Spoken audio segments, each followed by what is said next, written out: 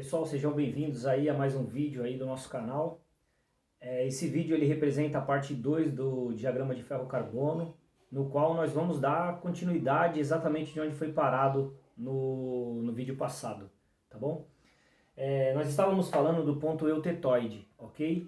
Lembrando que o ponto eutetoide é o ponto, né, que o CFC, o campo austenítico, o ferro gama, ele passa para perlita e ferrita, né, ferro alfa, tá? E é a menor temperatura e ele não tem transição, tá? Como foi falado no outro vídeo.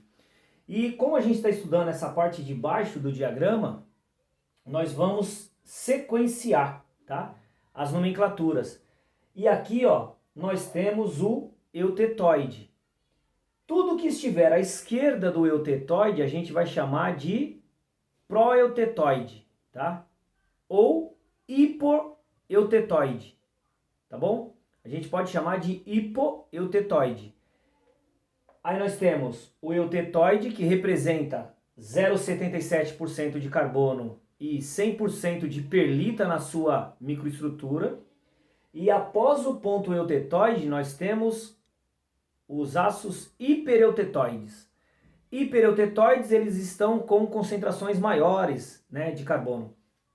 Mas vamos dar sequência à nossa aula, ok? Aqui, ó, nós estamos então no ponto eutetoide e já falamos dele. Nós vamos dar continuidade continuando com aumento do percentual de carbono, ok?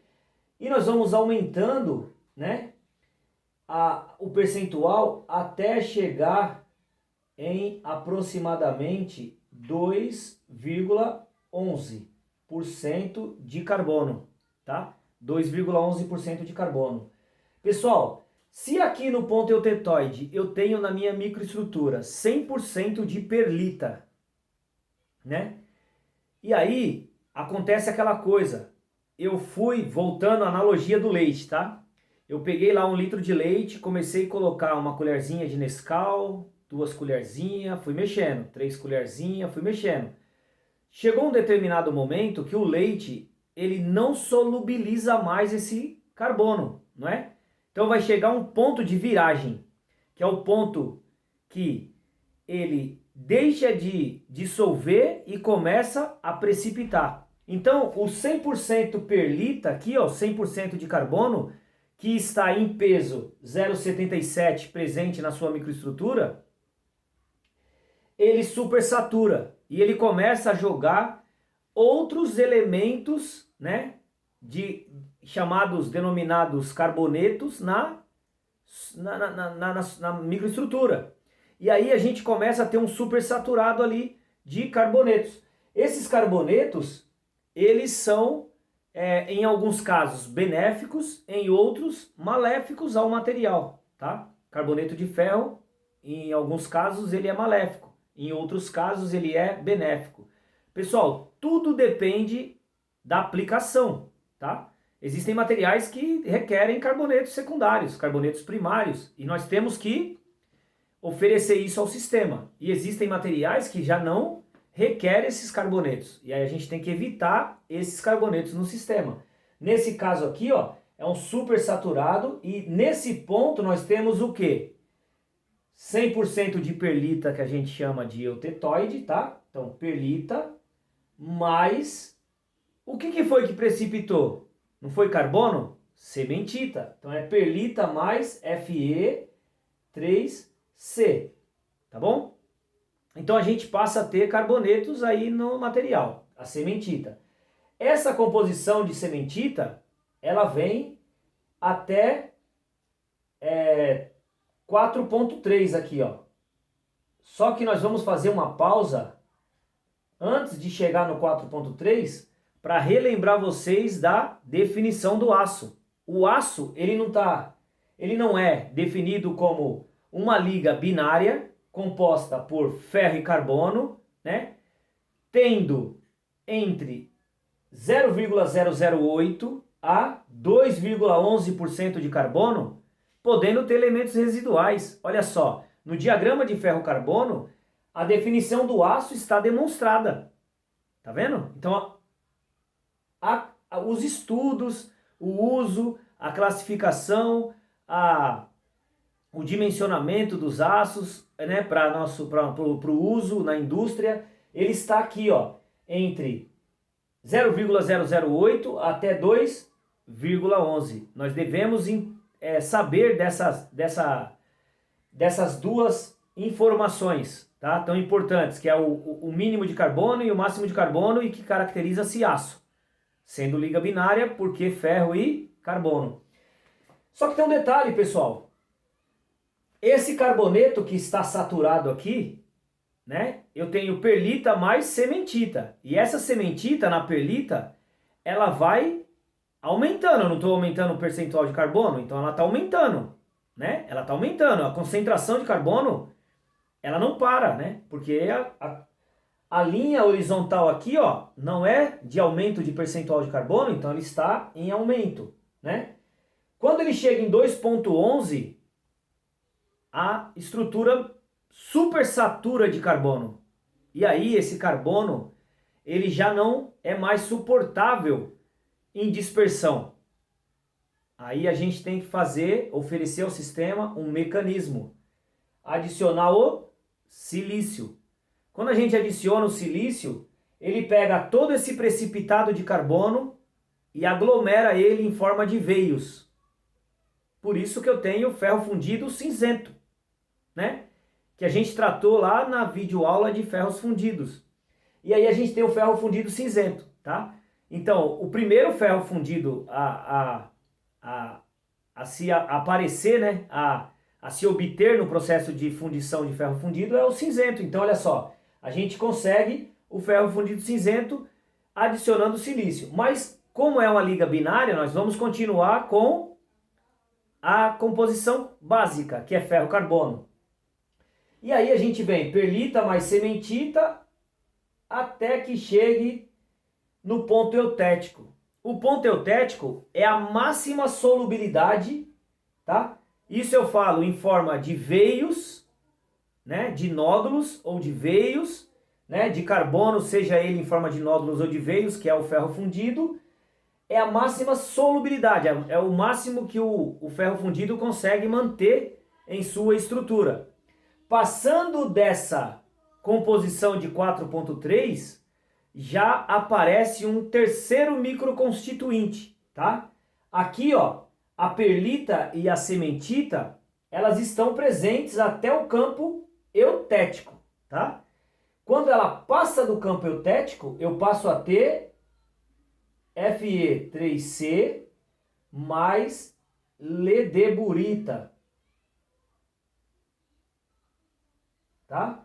Então, eu passo a ter Fe3C mais ledeburita. A ledeburita, pessoal, ela é um constituinte supersaturado, tá? Então, eu posso ter ledeburita no hipoeutético, tá? Porque aqui também, eu também nomenclaturo através do eutético. Então, vamos ver aqui o que seria o ponto eutético, para que a gente possa dar os nomes para o hipo e para o hipereutético. Aqui, pessoal, é a fase líquida do diagrama, tá? Então, tudo que está aqui em cima, ó, está líquido, né? Então, eu tenho diversas composições, lembram aqui, ó, muitos percentuais em ordem crescentes, e eu tenho as linhas verticais. E nas linhas verticais, olha, eu tenho lá no topo a fase líquida. Lembra quando a gente falou que o ferro puro, ele se funde a 1538? Pois bem, o ferro com 4,3 de carbono, né, o ferro fundido lá com 4,3 de carbono, o ponto de fusão dele é 1147 graus centígrados. Olhem bem. Quanto mais carbono eu tenho no meu material, né, na minha liga, ou menos carbono, diferencia a temperatura de fusão também. A temperatura de fusão é alterada por isso. Olha lá, 4,3 eu tenho 1147. Um ferro puro eu tenho 1538, tá? Por isso que o ferro fundido, ele entra em fusão, né, ele passa do estado sólido para o líquido em uma temperatura menor, por causa da concentração de carbono que nele há. Isso nós temos que conhecer e entender, para quando a gente for ler as literaturas de diagrama de ferro-carbono, a gente passar a entender o que seria um ponto eutético, o que seria um eutetoide, né? O peritético aqui, ó, que é a intersecção aí aqui, ó, numa solidificação do ponto peritético, para vocês entenderem, é a temperatura, né? É a maior temperatura. Por que maior? Porque o ponto peritético ele é o inverso do eutético e é inverso do eutético e do eutetoide, tá? Ó, o eutetoide ele sai daqui para cá, né? O líquido ele sai daqui para cá, ó. Olha a forma, a curvatura da curva. Aqui, ó, o ferro gama, olha a curvatura, ela é inversa.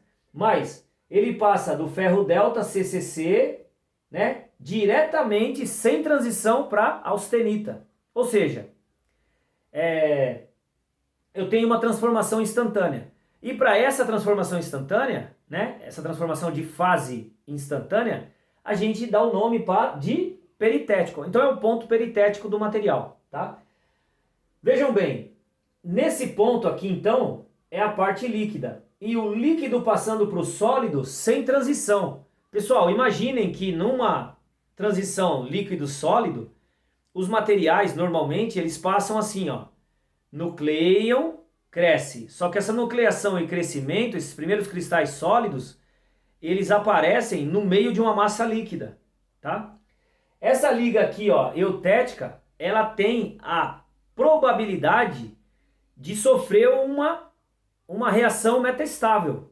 Então aqui nesse ponto, quanto mais próximo desse ponto, o ferro fundido ele deve ter controle, né? Se deve à produção, as fundições devem ter controle no resfriamento. Tomar cuidado com um evento que acontece chamado de recalescência, tá? Que isso também não vem ao caso, nós estamos falando de diagrama de ferro-carbono. É só citar o nome. Então a recalescência ela pode realmente transformar ele em ferro branco, tá? O choque térmico aí, pelo menos parcialmente. Então a gente tem que tomar esse cuidado.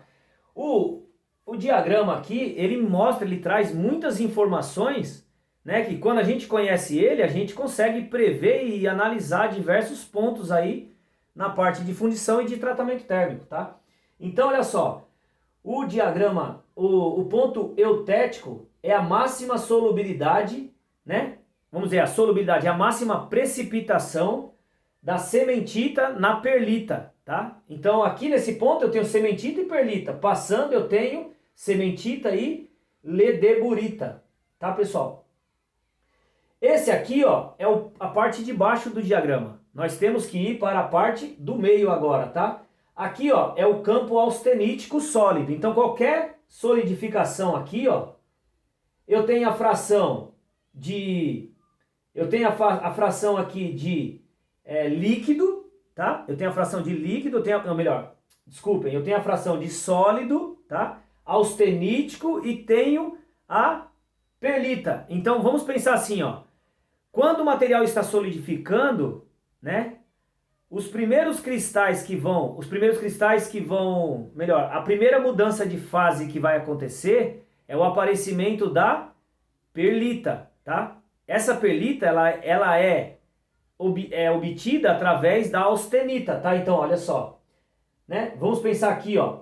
Vamos fazer um risco aqui para a gente entender isso melhor. Bom, aqui é a linha líquidos, né? Aqui eu tenho líquido sólido, aqui, ó, eu corto a linha totalmente sólidos, ok? Aqui é a linha sólidos do ferro fundido, por exemplo, com uma composição aqui de 3,2% de carbono.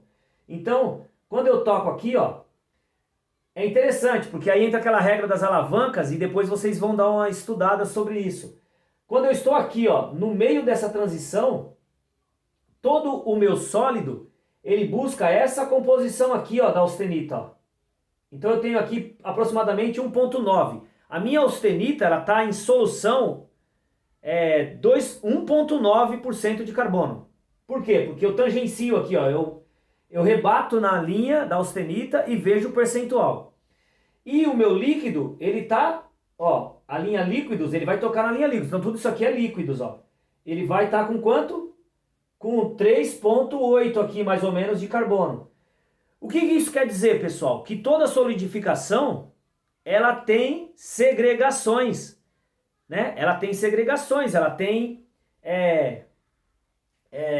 heterogeneidade microestrutural. Eu não tenho uma estrutura homogênea. É por isso que eu tenho que fazer tratamentos térmicos posteriores, tá? Então, eu tenho como prever algumas coisas no diagrama de ferro-carbono e interpretar ele dessa maneira, ok? Aqui então, no campo austenítico, ele é benéfico para esses fins, tá? E aí, ó, eu cheguei aqui no campo sólido. Aqui eu tenho 100% sólido. Estou em resfriamento, tá? Ele partiu do líquido, está em resfriamento. O que acontece? Todo o meu material está sólido, sendo que toda a minha austenita, ela vai ser transformada em perlita. Então, ela vai seguindo a linha de austenita, ó. E ela vai diminuindo a sua composição. Por quê, pessoal? Porque toda perlita que está no sistema, que está na microestrutura, a composição da perlita é perlita eutetoide, tá? Eu tenho perlita eutetoide, toda perlita. O que não conseguiu ficar dissolvido nessa perlita se torna cementita. Só que a cementita, ela busca a configuração, né, no caso de um ferro fundido, por causa de segregações, aqueles pontos que foi segregado aqui, ó, na parte de solidificação, eu tenho a composição maior. Então eu tenho aqueles pontos de segregação no meu material, são células eutéticas, são microestruturas com composições mais elevadas. Por isso que eu tenho que fazer um processo lá de normalização, tem que normalizar o material para redistribuir o meu soluto, tá? Muitas vezes até um recozimento em alguns materiais para tirar as tensões causadas pela heterogeneidade de resfriamento, ok? Tudo isso aqui, pessoal, está ligado diretamente ao diagrama de ferro-carbono na parte interpretativa, tá? Por quê?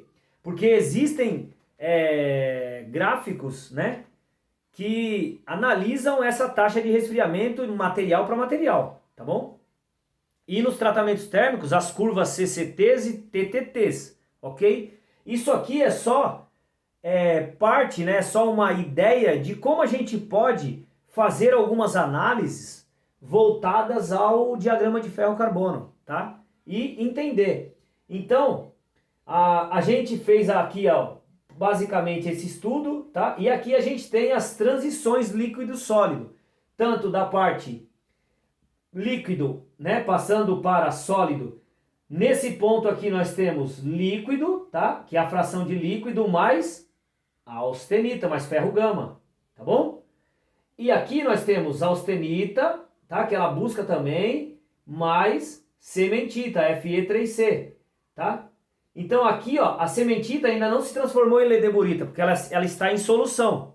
Então, ela na separação aqui, ela vai transformar em cementita e aquilo que precipitar do líquido, ela se torna ledeburita. Por isso que o supersaturado de cementita é perigoso, é maléfico para a estrutura, para a microestrutura. Por quê? Porque qualquer deslize no controle do resfriamento, eu obtenho ferro fundido branco. Então, mas, pessoal, comercialmente falando, ligas acima de 4,3 pouco se usa. E quando se usa, chega aqui, ó, no máximo até 4,6 de carbono, 4,5. Não pode se distanciar muito também, né? Porque senão o material ele vira um vidro extremamente quebradiço. Ele não tem resistência mecânica. Então, comercialmente, né, para uso, não se faz assim o uso desse tipo de material. Tá bom? Eu espero que vocês tenham gostado da parte 1 e da parte 2 aí do diagrama de ferro-carbono e que vocês aproveitem esse conhecimento e estudem, né, as literaturas na íntegra e passem a entender um pouquinho mais sobre o diagrama e a importância dele aí no mundo da mecânica e metalúrgica, tá bom? Obrigado a todos e fiquem com Deus.